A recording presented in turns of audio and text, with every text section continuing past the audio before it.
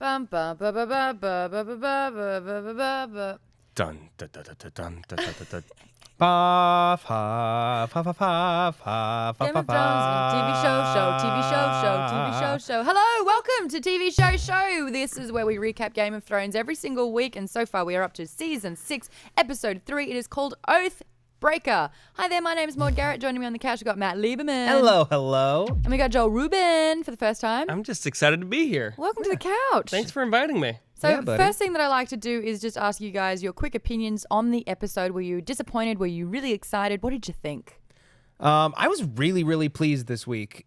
Quite frankly, episode 2 and episode 3 are huge steps up in quality over episode 1, which, had a lot of interesting things in it, but was very slow for me. I love how fast they're moving Arya's plotline. In previous seasons, I feel like her training to become Zatoichi the Blind Swordsman would have taken at least half a season, and to blow through it this fast and get us to something interesting is like really gratifying for me. We're also getting maybe the best piece of swordplay ever on the show, and answers to big questions that fans want to know. I thought it was great. Joe? I mostly agree with what Matt said. I think that this was a pretty decently good week, a lot more than we could have hoped for. As a book reader, there are some things that like I was a little sad to not see. As a book reader, there are some things that I was really excited to see, and honestly, some of how spoilery do we get on the show? Do we get super spoilery? We are completely breaking this show down. So Here we go. You drop it like it's hot. The death of Shaggy Dog affected me far more than any of the buddy. other human deaths over the last 3 or 4 seasons, even more than Jon Snow's death. I felt that this episode left me saying, is that it? Yeah, that's why I'm decently happy with it. I Yeah. agree. I mean, I guess it's because they are pacing this show out to the point where it's like I was eating a delicious meal and then realized that there was nothing left in my bowl, and I was really upset about it. But I have to completely disagree with you about the Arya's training. I think that could have been done in 1 episode. I'm so bored with it. Oh, Every scene, the I same think to thing. myself, God, okay, we get it. They're going to beat her up and she's going to get better and then she'll be good at it. Just get to the point where she's good at it and we're done. And it was a little bit predictable. You knew that kind of like where this was going to end. And I You thought that they were going to give her eyes back. for sure. Obviously. I was bummed that they did give her eyes back. I like her far more as a blind swordsman. With a bloodied nose and Yeah, broken well, teeth. okay, she had finally gotten to the point where she was defending herself. She had reached that moment of clarity. And it should have been, yeah, you did it. And I was like, yeah, I saw this for a whole season in Daredevil. But what do we like about Arya? We like the fact that she's a spunky, young, do-it-herself, who rules the world kind of girl, right? Yeah. And when she's blind, she's just moping on the steps all day. She was moping on the steps for the first episode. For the first, like 2 episodes. Okay, so we're not talking about those. We're talking about this episode where she finally self-actualizes and becomes the badass she was always meant to be. Something about that scene that really struck a chord with me was, she gets smacked every time she lies because, you've got to be able to tell a true lie in a sense. And she lied and got away with it. She did. When she was asked, who is in your list of people that you want to kill, there was 3 people on that list. Yeah, well, she left off Sir Ilan Payne for killing her father. She left off Maren Trant? Maren Trant is dead. She killed him. Well, already. but he was on her list. Well, Yeah. no, it's who's left on the list. Oh, was that it was what he Hound. asked? She said Yeah. Gregor Clegane. She said Cersei, didn't she? Yeah, but she Right didn't say Sandor. She didn't say the Hound, and she didn't say. She said Gregor Clegane, Cersei, and who's the third one? I don't remember. You'll let us know in the comments Yeah, you'll below, let though, us I'm know. pretty sure. All I know is that it stopped abruptly, and I was like, that's a lie. And then, whoosh, no pain. You don't think that she's let some of that go? I don't. No. Do you know why? She doesn't release grudges. She's still hid needle under a rock, to be used. And I think that she's totally, her number one objective to be trained as an assassin and a faceless person is to use it to still remain a Stark and seek vengeance for her family. So I think that there's always a part of her. And I think that, she blatantly lied and she's getting away with it now. Yeah, I agree. I don't think that she's bought into the cult of the religion of the many-faced god. I think that her whole motive is like, I'm going to become a badass and then go back and wreak vengeance for my family. That's true, but the only people that she left off the list were the people who betrayed Gendry, and maybe she just doesn't give a shit about Gendry anymore because he's not a member of her There was family. another one that tortured her when she was in the stronghold for a while Oliver? as well. She killed. Polliver she killed. The Tickler- Rord she killed. That's The Tickler might still be alive, I think, on the show. I don't know if there No, actually he was killed by Jack and Hagar in the 2nd season. Oh, yes, that's who Oh, named okay. it. Yeah. The only person who has wronged her family that she left off the list was Sir Ilan Payne, Tyrion, and I wonder on some level if she's like, you know what, he was just doing his job. Right. And also, it was Ellen Payne's Joffrey. not a character anymore in the show. Like, Right. Yeah, I mean, we haven't seen him since season 3, maybe 3. I don't He know. Yeah. was training with Jamie in the books. Yeah, Yeah, we got that's such a Bronn missed for it. opportunity. Something I'm noticing is that we're constantly starting and ending the episode at the wall. So obviously the events that are happening in this episode and every episode of this season, the wall is the point of interest. Do you like that we are being sandwiched by the wall's occurrences? I don't know that we're going to stay with that structure. I think we're still going to do the kind of geographical loop of Westeros and Essos, but Jon's storyline has been the biggest storyline so far for the season just because of how last season ended. So the question is, will another story supplant it? Personally, I find Jon's story to be one of the most interesting, so I don't mind starting and ending there. You know what's funny is I've historically always found Jon's story to be the most interesting story. Even when people get sick of being at the wall, I love the wall. Not this season. I'm kind of bored with what's going on because to me it was so telegraphed. I don't think anyone's really surprised that he's been brought back. And the fact that it's taken 3 episodes to bring him back and resolve that aspect of the storyline kind of annoys me. I'm much more interested in what's happening with Bran, honestly. Partially because It's filling in all the blanks. it's filling a lot of the blanks, especially for people who haven't read the books. So I'd be interested in hearing, your take on how you feel about Bran's storyline right now and what he's showing you. But also, like watching his training and then hearing the fact that they're not going to keep him there, which we don't know about in the book. So the fact that they're going to send him back out in the world and what's his role going to be, that's way more interesting to me, at least right now. I am curious to see what Jon Snow is going to do, but so far it's been a little bit it's been neat but lackluster. I kind of find that like the end of last episode when we got it like raised questions. A, is he going to be normal or is he going to be evil or is he going to be a mute, kind of like Robert Strong? What's he going to be like now that he's been born again? We saw Beric Dondarrion. He said a part of his soul died every time. That was kind of like how is Jon Snow going to be? 2, is he going to forgive the people that betrayed him? Not so much. And 3, Steve Zaragoza called it. I think the last episode he said that now that he's dead, does this mean his Night's Watch run has ended? And we got answers to all those 3 questions, which I really, really liked. Yeah. Yes, he's reasonably normal. They joked around. Tormund called out the fact that he's got a little pecker. But he didn't joke around. Like He laughed back. Did he laugh? He did. He joked with Ed. Trust me, when we talk about Kit Harington's penis, I'm very aware of everything that's going around. Okay, fair enough. But I don't think, is it little though? The characters. Little pecker. Yeah. Star's like, nah. That's just a joke. Let's hope. He did look very nice. I will say about the He saw wall, I was going bottom. to say, one thing that makes me happy every time we get to see the wall is seeing Dolorous Ed. Every scene with Ed Tollett makes me happy.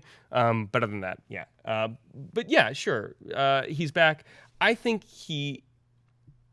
there are a lot of theories about when like you come back from the dead and what you remember, and especially with Beric Dondarrion saying like things are fading and things are fading and things are fading. We haven't seen him in a while. And he only is, at this point, he remembers his mission, and that's the only thing that sort of gives his life meaning at this point. I think, I don't think that Jon's going to continue to be brought back from the dead, but I also think that the things that were most important to him, the things that he was struggling with his entire career in the Night's Watch, which is his family and his relationship with the Starks, that's going to come out a little bit more to the front. And he's the thing that he was forcing on himself, which is his relationship with the Night's Watch, that's not as important to him anymore. Well, let's remember that Sansa's about to walk in that front door. And Well, we're going we to get don't the know. Battle of the Bastards.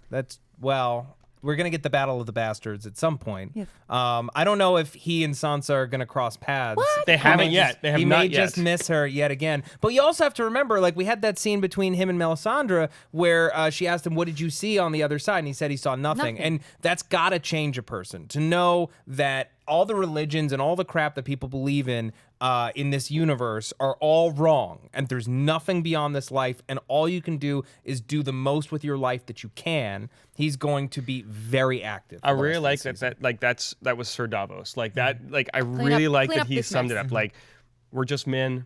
All we can do is the best with what we've got. So let's go clean up a mess. Yeah. I really like Sir Davos. Oh, Yeah. everyone does. I think his character has gone from strength to strength. He's always stood his ground as well.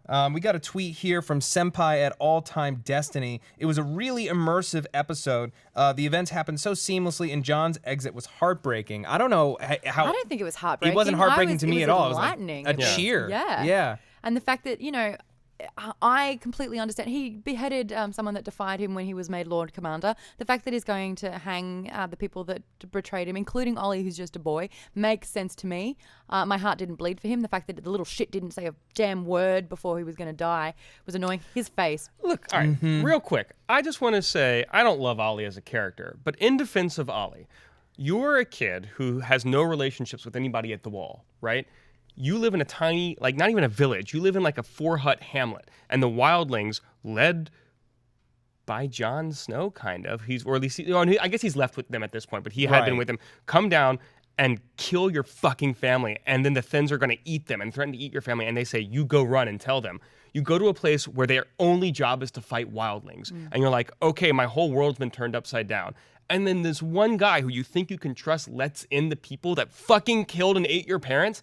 I would be pissed off at him too. We haven't really seen the Thins much lately at all, have we? No, not this season. They're I just think kinda they ran mixed. away. Yeah, Just they're ate either themselves. ran away or they're mixed in with the other wildlings. We haven't seen quite a few characters. We haven't seen Littlefinger yet still. We haven't seen Bronn. And I'm starting to really notice their absence. Haven't seen Littlefinger or Bronn or some other characters that have been teased as well, I think. Yeah.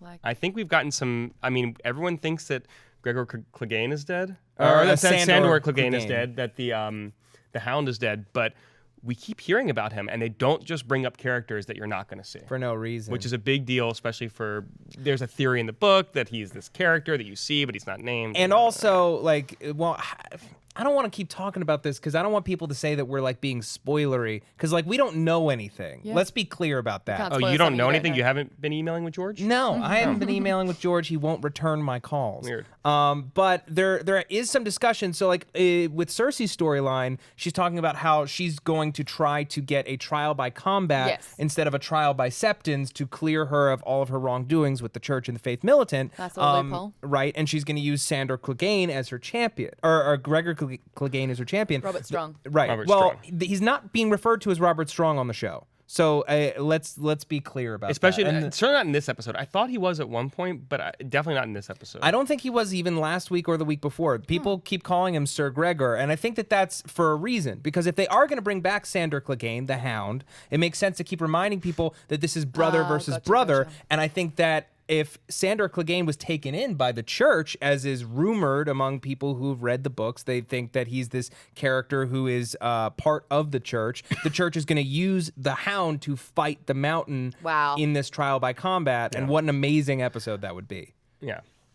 He's going to burn him. And it's crazy that like a crazy ass dumb fan theory that was basically just like, it's something we want to see.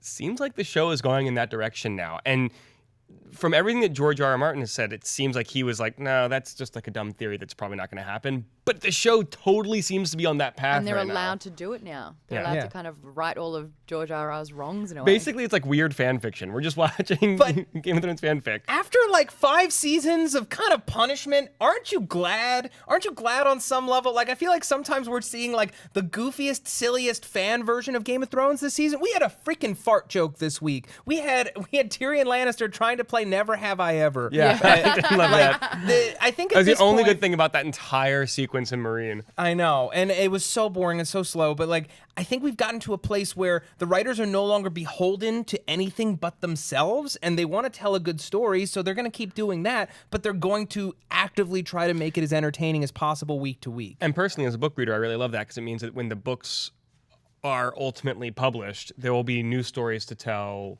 Hopefully there'll be new story or like the canon story, George's story that he wanted to tell. That there'll still be some surprises in. Yeah.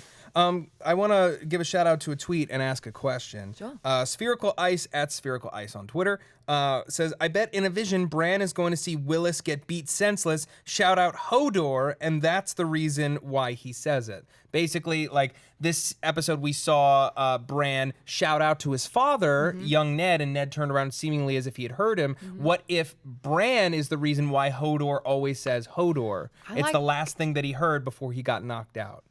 Right. What was Steve Zaragoza had a theory last week as well about that he was, beaten so hard to forget what he'd seen. And that Hodor I don't know. Someone else said Hoser was the name of the horse because he was Could a be. stable boy. There are all sorts of theories. Also, if you read the books, like Hodor is an Icelandic god of like some sort of evil, all sorts of bullshit. And in the books, I think Nan says that Willis, or Willis, like went down to the crypts, and when he came out, he was not the same. So he saw something in the crypts. So there's all sorts of weird theories about Did he see Bran?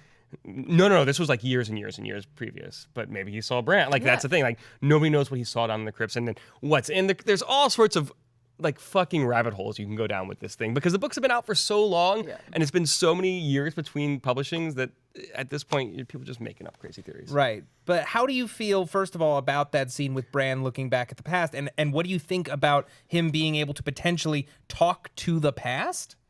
I like it. Well, first and foremost with that scene, they actually did pretty much line for line use the dialogue from the book, which is something. What I liked the most about this scene was that Ned's story about how he bested Sir Arthur Dane, who's the Sword of the Morning, with Dawn, the sword. It didn't go as the stories had told. There was a bit of sneaky backstabbing, literally. Yeah, I really liked it. I liked it. Let me put it that way. I think that there was a lot of dialogue that is so cool in the book that might not have read for TV, but when you read the scene in the book, it's so.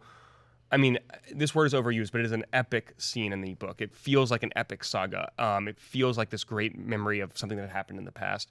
I will be honest, I kind of like the details of it. Like I was really hoping they were going to be really like super tight on the details. They were missing a Kingsguard, which sort of upset me. Right, there's supposed to be 3 of them, but there are only 2. Oswell Went was not there. Yeah. But beyond that, the swordplay was tremendously fun. good. It was great to see like Bran watching this to get a little bit of background on his father, and it confirmed something that we've been hoping to know about Howland Reed, which is he's valuable. He's not just like a scared old man, and B, he will do anything it takes to win. Yeah. Which is a really interesting character trait from somebody whose children, or at least child at this point, is still in the show. It tells you a little with bit. Bran, no less. Yeah, and with Bran, Yeah. exactly.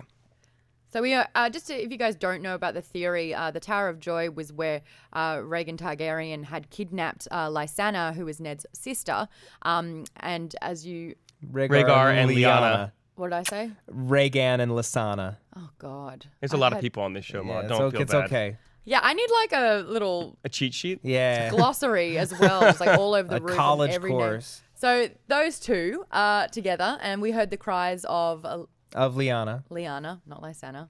Where am I getting that from? I That's don't from know. another book. I don't know. Lyanna. And we don't know if it was because she was in pain, if she was getting hurt, or if it was because of labor and she was delivering her child. Jon Snow.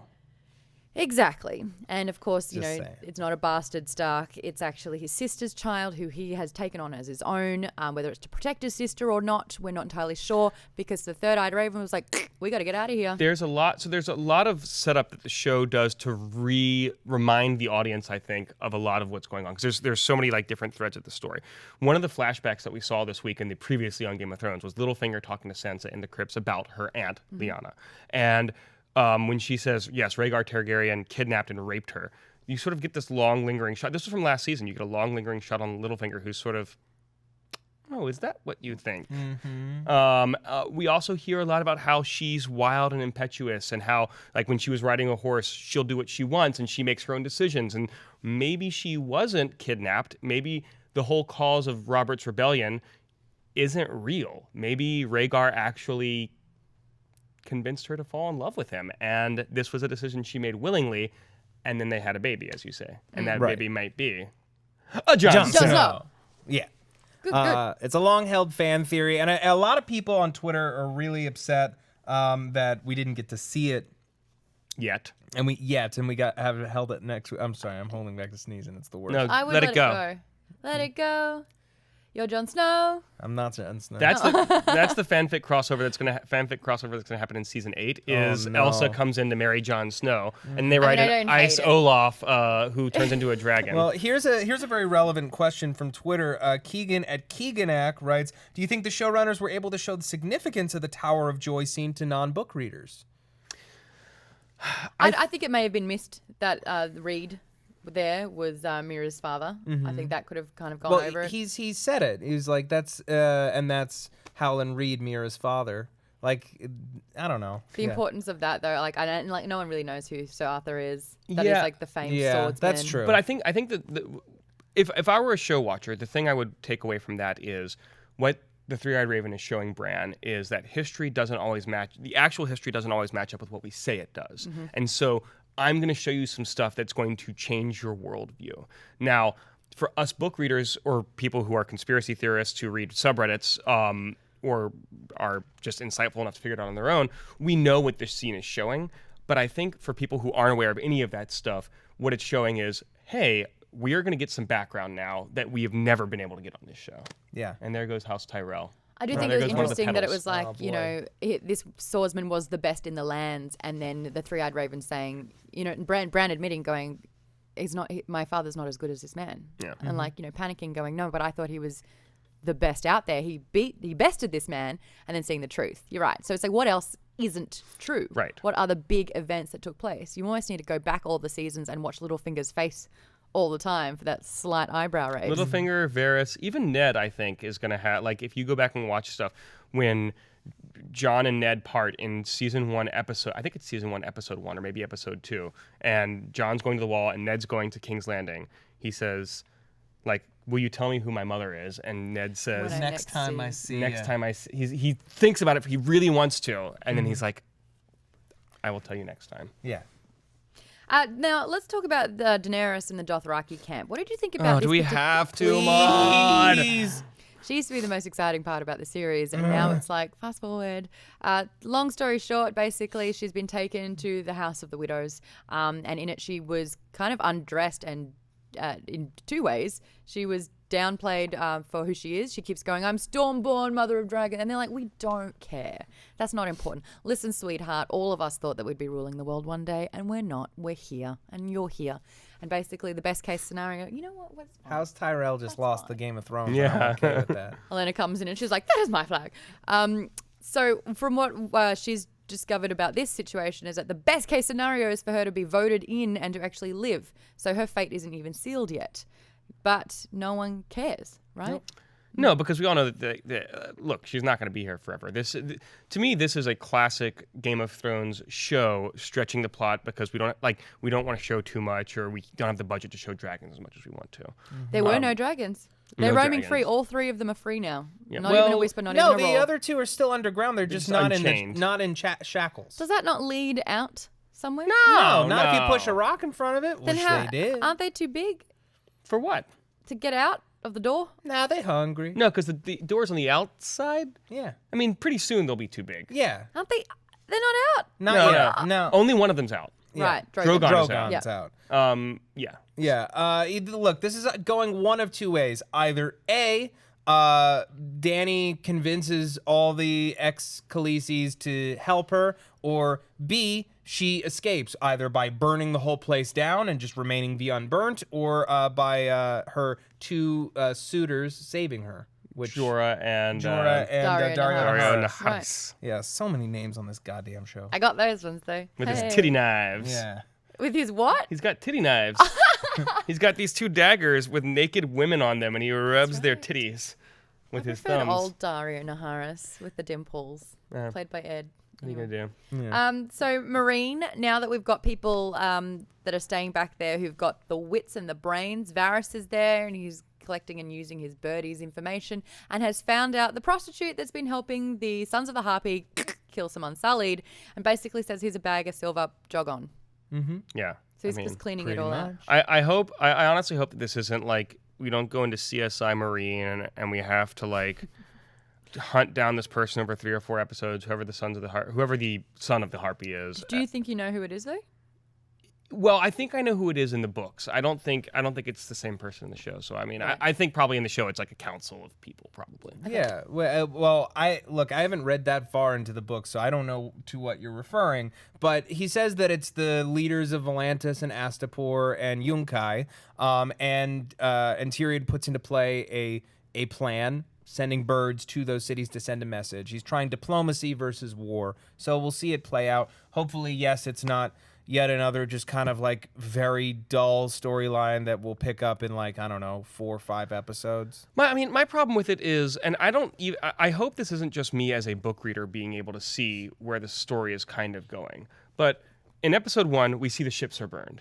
And also in episode 1, or maybe it was episode 2, we hear that there's a giant fleet from the Iron Islands that's like all congregating there. So like there's a fleet here, but there's not a fleet here anymore. And it's really frustrating. And I'm excited about getting more of the Iron Islands. I kind of like the Iron Islands story here, especially since we haven't seen them in so long. But I'm kind of frustrated that like it feels like for the first time that all the pieces are where like we know where they're going to go, but we're just taking forever with it. I feel like these episodes are like flushing out the cities. So you've got Jaime and Cersei teaming up to kind of take back control of King's Landing, and then you've got the Marine thing happening where they're flushing out the Sons of Harpy. So they're actually implementing strategies to finally regain power. But I don't think Is that exciting? Nah. No, I don't. I mean, I don't think necessarily it is. Like, I think that I really liked the Jaime and Cersei small council scene. I thought that was like a really fun character thing. I don't think that Daenerys' scene this week was necessary. And in fact, I would have preferred to get some more advancement on the Iron Island scenes and what's going over there so that we can start moving some of these, like getting these characters back together. Pike was in the intro sequence, but it was not actually featured in any scene this week. How do you guys feel about Justine at Justine Cashew writes, loved finally seeing Osha and Rickon Stark, but hated the circumstances. Don't want to imagine what Ramsay will do. Hashtag TV show. Yeah. Flay. Well, I don't think he can flay Rickon Stark. I don't think he can possibly flay Rickon Stark. Well, there's some discussion, like folks who have read the books around the office are really furious about the Umbers essentially like not bending the knee, but taking part in Ramsay's rebellion. That was frustrating because this guy walks in. I've got his name down here somewhere. Lord Umber, and he was just kind of like instantly likable. I don't like you. You're a C-bomb twice. Everything sucks around here. You're an idiot, Karstark, because we, talking the talk. I'm not going to bend my knee. And you're like, I like you. And then he delivers Rickon and then a shaggy dog head. Shaggy dog's head. That was the saddest part of. Well, at least it wasn't sewn onto a dead body. Yeah, true. Yeah. Yeah. But I mean, I don't mind. Like, this is a change I don't mind. Honestly, like in the books, Rickon is on like Cannibal Island with unicorns. No shit. And like he's so far away from the story that finally now we're going to see maybe a hint of what's going to happen to him. I think that Ramsay is brash and bold and impetuous, but I don't think he would really destroy a tool like Rickon, because only, as everyone has told him, even his father, only a Stark can really unify the North. You have to have a Stark to unify the North. Right. Mm-hmm. And people just fucking hate the Boltons. They're scared of them and they'll do what they say, but they fucking hate the Boltons. Yeah. So I'm curious to see if Ramsay's able to like calm down the brutal side of his brain and let the conniving side of his brain take over. Right, because Rickon's Rickon, the pawn. Yeah, Right. he's more valuable alive than dead, at least until Ramsay can put a baby in Sansa. Yeah. Yeah, and once he has a baby in Sansa, So Rickon he's no gonna longer swap has any use. He's going to swap Rickon for Sansa, and then Jon Snow's going to come in there and that's what I think. And I'm not saying that all of Rickon will be flayed, but he could be missing skin around a finger. Hey, the flayer's gonna flay. That's what they say. Mm-hmm. What did you love about this episode then? What were some key moments in there that really drove this episode for you? Well, for sure, the Tower of Joy scene was really like amazing and fun. Fun to watch. The swordplay was, I think, the best swordplay we've seen so far in Easily, the show. yeah. It was a kick-ass fight with also like amazing meaning behind it. I think also that I really liked the scene with Umbar. I forget his name. The Great John of Umbar, is that? He's the little John. The He's a Great small John John. died at the Yeah. Red Wedding. Right. Actually, Small no, John. no, he didn't. He didn't? No, He didn't? that was a myth. Apparently, I did some research on that, and there was an edit in the article saying, "Oh, my bad." Oh, they chained him. That's what they stabbed him and chained him, but he's down okay. there somewhere. But yeah, I like that scene again because first of all, new characters are really fun to watch. I think, especially I don't know, he's really interesting. And then also just the dynamic, the back and forth of like, yeah, you're a fucking Northerner. You're not going to bend the knee. Like he's like a crazy Northerner from really close to the wall. Like he really doesn't. Most of the politics and shit really don't affect him most of the time. So why would he do any of that? I really like seeing that on screen. Yeah. I thought that this episode was a lot of fun and more fun than I'm used to having with Game of Thrones because it can be kind of a frustrating show to watch sometimes. I think that Arya's storyline this episode really came into became solid for me. The last 2 episodes were frustrating. This week, I'm like, cool, yes, Zatoichi the Blind Swordsman. I hope that she doesn't abandon that technique now that she has eyes back. I have a question for you about the Arya scene. So she was mixing, or about to start mixing a potion. Yeah. And that's when Jaq and Hagar comes to her and like takes her away.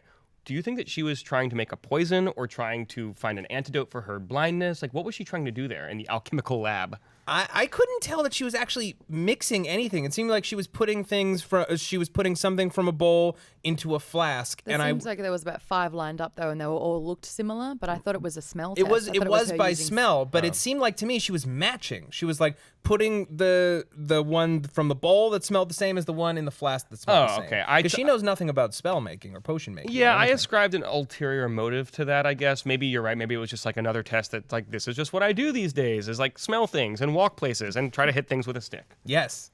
Yeah, you're probably blind right. stuff. Yeah. Big fan of that one. I love that we got Olenna back again. Olenna Tyrell is one of my favorite characters. She's so deliciously wicked with that tongue of hers, and she used it again just to remind Cersei and put her back in her place, saying like, sweetheart, you're not the queen. Yeah. You're not married to the king. You have no place here. Jog on. Another great scene. One of the other things I love about this show is how many fantastic actors we get. We get Diana Rigg, we get Jonathan Pryce, we get Julian Glover's on the show. Yeah. Jonathan Pryce went to my same gym. That was weird. Oh, cool. Yeah, I'm glad it was then and not now. Wait, If I did he saw do him, I'd be the back cracking? Wait, Jonathan Pryce went to your gym or Julian Glover went to your gym? Was Jonathan Pryce. Okay, never mind then. Yeah, Yeah, no, he's Julian still Glover, lifting. He lifts, bro. Damn. Yeah, he's still got Okay. it. All right. Yeah. There you go. Fun fact. Well, it's the power of the faith. Yeah. That must be it. Yeah. I loved and was horrified by the scene where Maester Qyburn feeds children candy, because Maester Qyburn plus children is just as terrifying as any of the worst things on this show. Oh, he's so creepy. yeah, your skin is crawling for Yeah. most of Hello, that scene. children. I'm like, if there is one person on this show destined to be a pederast, it's you, Maester Well, Qyburn. apparently also Karstark. Okay, fair enough. Oh yeah, that's right. The little boy call out. Yeah. Hi. What did you guys think about Tom in this episode? He tried to stand his ground and was instantly basically put to bed. I thought he was Tommen. Yeah. You know, best of intentions, worst of execution. This is a change that I don't love. I like Book Tommen more than I like Show Tommen. Book Tommen is a sweet little boy, and he's got his cats, and he wants to outlaw beats, and like this Tommen is like they realize that they need somebody who's not Joffrey. I mean, he's doing something. I just don't like. He's just so back and forth. Yeah. There's no character development. He's there. malleable though. Yeah. He just basically gets told what to do and then he does it. Yeah. Now, I was reading an article as well saying that this person in particular is disappointed with Cersei, thinking that within this 6-season story arc, by now, since she's lost nearly everything that she loves, including 2 of her children, that she would actually have like a little bit of a Jaime-esque turn where she starts kind of like not plotting vengeance and not wanting that throne and just kind of calming down a little bit, and that obviously hasn't been the case. Do you find that the Cersei story arc is a little bit dry and boring because she just won't evolve? I don't know if I would call it dry and boring. I think that she is 100% shaped by her experiences, but I think that she's very set in her ways. Like she's not going to have a moment like Jaime where the humbling teaches him to be less arrogant. It's only going to redouble her arrogance because that's who Cersei is. Okay. I also think that last season opened on her first flashback back to the witch's coven or whatever hut in the woods, and I think that explains a lot why she is how she is. Right. She is living under constant paranoia of this prophecy that someday somebody will come and like take everything that she loves, kill, like she will be the queen, but then her children will all die and everything will go poorly for her. And because she has started to see that prophecy come true, I understand why she doesn't want to change. She doesn't think that I mean, if I saw a prophecy coming true, there's nothing you can do about it but fight it. Right. And that's why I think she's trying to fight that prophecy by gaining her strength back. I'm a little bit disappointed that Jaime's gone back to Cersei's side so easily, like, and effortlessly. And it was like, oh, Marcella's dead. Now we need to band together because it's just us. I think that's really out of character for him now. I think that losing his father, it didn't really register as much on the show as I wish it would have, but I think that it did have a tremendous effect on him, especially considering that he's the one who let Tyrion out and let this happen. I think that he feels a lot of guilt for what's happened to his family, because if he hadn't lost his hand, they never would have lost power. Right. I think that he blames himself for a lot of it, and that's why he's working so hard to get everything back. Right. So I want to finish off this episode just with two things. One, what did you rate this episode out of 10? And two, what would you like to see next episode? I would give this episode a 7 out of 10. It was moderately paced. I liked a lot of the pieces in it. You know, like most Game of Thrones episodes, not perfect, but very, very watchable. Next week, I want to see massive advancements in some of these plot lines. Yep. Like, there has to be a big reveal or a big twist, hopefully on multiple fronts. I want to see Sansa not just wandering through the woods. I want to see something good happen to her. Would be nice. Yep. I would like to have some idea of what Tyrion's plan to save Meereen is. I would like to have some sort of movement on Dany's plot line. Get her out of that old folks' home. Yeah. I actually have nothing to add to that. I was going to give it a 7 out of 10, and I was going to hit all those same notes. I think that you are enjoying the Arya plotline a little bit more than I am, and I love Arya as a character. She's one of my top 3 characters for sure, but like, hopefully now her storyline will advance a little bit more quickly. Hopefully, I wouldn't mind taking a week-long break from Daenerys. That wouldn't bother me. You know, I think we're going to get some boring scenes with Jorah and Daario, but that's fine. I mostly am looking forward to, though, Bran, his training. I'm looking forward to seeing what Littlefinger's up to. He's in the Vale. We saw the preview for next week. He's with I forget what his name is on the show. Is it Robin? Robin. Yeah, on the show. Yeah, he's with Robin, obviously, and they're going to go save Sansa or whatever. So I'm curious to see what's going to happen there. Right. For me, I actually give it a 6.5. I think riding the high of last week. Last week's episode was so great, full of a lot of action. We moved so far with it all. And then it just this one felt a little bit lackluster to me. So I'm going to dip it a little bit less than what you guys rated it. Now that Jon Snow is free of the Night's Watch and the reign is his, and he's the only one that really knows the impending doom of the White Walkers, I'm interested to see if he'll actually use this wildling army that's he's created and actually cost him his life, how he's going to use that, if he's going to use them, and what his next steps are. And I want the Bastard Showdown, and I want the Brother Showdown too. Let's get some like one-on-one combats happening. I'll be happy. As long as you don't squish someone's brain out of their head again, because that wasn't fun to watch. Yeah, anyway. I mean, I don't know why everyone's so excited to see Sandor and Gregor fight in a battle of the faith, because we all have already seen what Gregor Clegane does. But can he die? By combat. True. Can he even die? If you chop off his head, it's going to be a bit of an impediment. He might still stumble around, but he's clearly using those eyes. Yeah. Oh, I'm sick of looking at those, honestly. Looks like a beetroot under there. An eggplant. A purple dead thing. Anyway, that's all we have time for today's TV show, the recap of Season 6, Episode 3, Oathbreaker. What did you think about the episode? Let us know in those comments down below. And if you are watching, use that hashtag TV show instead of tagging us in it, please. That would be great. But we'll be back next week to talk about the next episode. Thank you so much for joining me, guys. Yeah, thank you. Thanks for having me on, Mom. Yeah, we're done. Hey! Welcome back to Superhero Roundup Live. Oh, wait a minute. It's a very special episode of Superhero Roundup Live. We just did one. You can go watch it on the channel. But right now, we're going to do an extra special, spoiler-full review of Captain America's Civil War with a very special guest, Mr. Philip DeFranco. Thank you so much for joining us. What's up? Yeah, thanks for having me.